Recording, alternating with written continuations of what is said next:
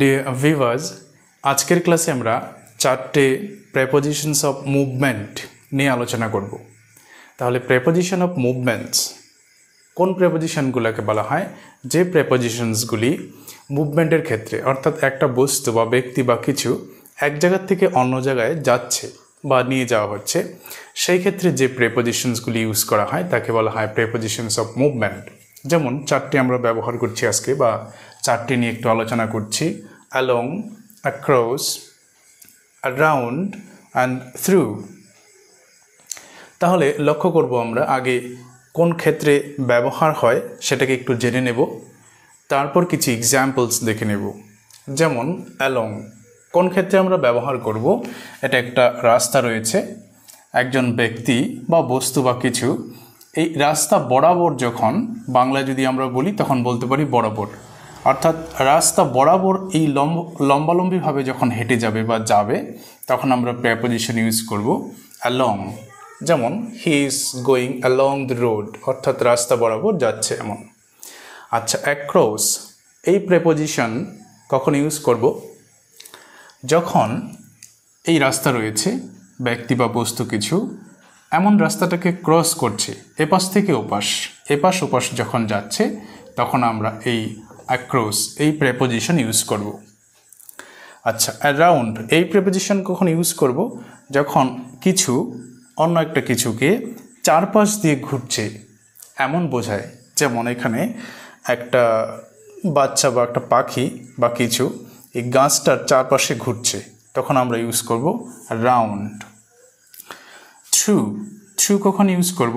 যখন কিছু একটা কোনো কিছুর ভেতর দিয়ে এপাশ থেকে ওপাশে বেরিয়ে যাবে, এক পাশ থেকে ওপাশে ভেতর দিয়ে। যেমন এই টানেলের ভেতর দিয়ে আমরা মনে করছি যে একটা রেল গাড়ি বা ট্রেন এপাশ থেকে ওপাশে বেরিয়ে যাচ্ছে, তখন আমরা প্রেপোজিশন ইউজ করব থ্রু। অথবা জানালা দিয়ে কিছু একটা আমরা এপাশ থেকে ওপাশে ফেললাম ঢিল দিয়ে, তখন আমরা থ্রু ইউজ করব। মাঝখান দিয়ে বা ভেতর দিয়ে অন্য পাশে যাওয়া, থ্রু।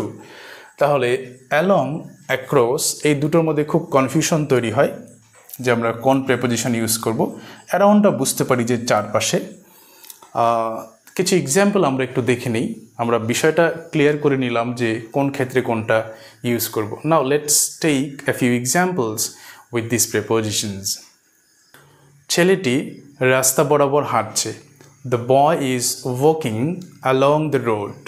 সেক্ষেত্রে আমরা কিন্তু অ্যালং ব্যবহার করছি, রাস্তা বরাবর। গাড়িটি রাস্তা বরাবর যাচ্ছে, the car is moving along the road. The car is moving along the road. লোকটি রাস্তার এপাশ থেকে ওপাশে যাচ্ছে, মানে রাস্তাটাকে ক্রস করছে, সেক্ষেত্রে আমরা অ্যাক্রস ব্যবহার করব। The man is going across the road. The man is going across the road. ছেলেটি সাঁতার কেটে নদী পার হচ্ছে, অর্থাৎ নদীর এক পাশ থেকে অন্য পাশে যাচ্ছে, সেক্ষেত্রে আমরা ব্যবহার করব across. The boy is swimming across the river. The boy is swimming across the river. শিশুটি একটি গাছের চারপাশে ঘুরছে, তাহলে চারপাশ যখন হবে আমরা তখন অ্যারাউন্ড ইউজ করব। দ্য চাইল্ড ইজ মুভিং বা running around a tree. The child is running around a tree. একটি পাখি বা পাখিটি একটি গাছের চারপাশে ঘুরছে বা উঠছে, দ্য বার্ড যদি আমরা নির্দিষ্ট করে বলি দ্য বার্ড ব্যবহার করব। The bird is flying around a tree. বা আমরা নির্দিষ্ট করে যদি বলি যে গাছটির চারপাশে ঘুরছে, তখন দ্য ট্রি ইউজ করব। যেমন the bird is flying around the tree. এবার থ্রু দিয়ে দুটো এক্সাম্পল একটু দেখে নিই। যেমন এটা ছিল একটা ট্রেন এপাশ থেকে ওপাশে যাচ্ছে বা ট্রেনটি, তাহলে the train is going through a tunnel. একটা টানেলের ভেতর দিয়ে যাচ্ছে, থ্রু আ টানেল। এবার কেউ একটা কিছু জানালা দিয়ে ফেললো, through. The boy threw the ball through the window. The boy threw the ball through the window, অর্থাৎ জানালা দিয়ে ঢিল দিয়েছিল, বলটা বা বলটা দিয়ে ঢিল দিয়েছিল, তাহলে সেক্ষেত্রে আমরা থ্রু ইউজ করব। তাহলে এই ছিল আজকের ক্লাসে আমরা কয়েকটা কনফিউজড প্রেপোজিশনস অফ মুভমেন্ট নিয়ে আলোচনা করলাম। Keep watching and practising regularly.